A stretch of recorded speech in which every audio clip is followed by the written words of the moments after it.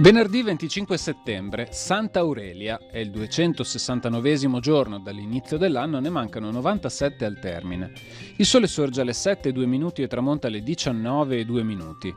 La luna si leva alle 16:15 e tramonta a mezzanotte.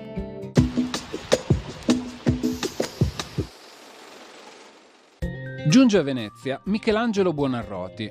Fuggito da Firenze, che lo aveva dichiarato ribelle, l'artista si trattiene per circa 2 mesi nella città dei Dogi, trovando asilo e quiete all'isola della Giudecca, dove si era rifugiato, come gli scrisse, per vivere solitario.